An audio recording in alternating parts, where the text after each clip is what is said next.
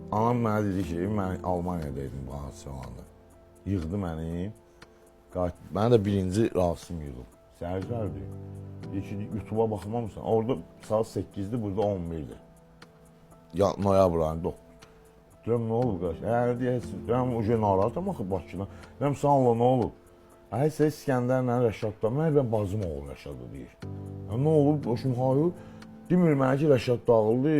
İkisi də mənim üçün qorxulu vəziyyətdə. Amma bacım oğlu ilə bibim oğlu lap şeydir. Deyirəm, vurub nə olub? Banisıda deyir. Deyir, ölüb. Ay da.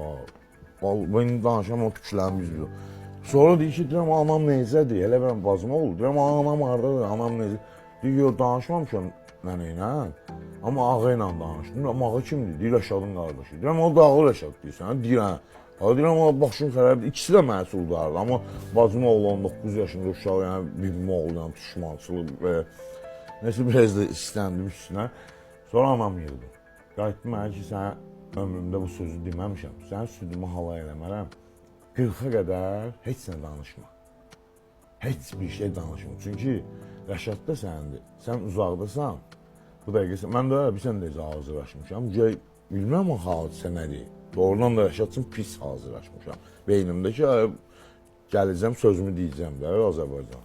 Oradan demərəm. Çünki mən qəribçilikdə, 30 taxsıda, o kişilikdə. Anam qəti 40 gün səbr elə. Sənin südümü halay eləmərəm. Nə qədər jurnalist nömrəmiz oldu tapılar, dedim qardaşım yox. Mən bu barədə danışmıram. Gəldim Bakıya, gördüm hadisələri. Gördüm ki, burada ikisi də bədbaxtlar. Yəni oynaş, Allah şeytanı lənət etsin, Mərdim Azarı lənət etsin. Anama dedim ki, sənə qurban olarım, sən mənə səbr eləməyə öyrətdin də. Yəni indi mən bir hadisə olursa ya, mən qərar vermirəm. Bilinizə.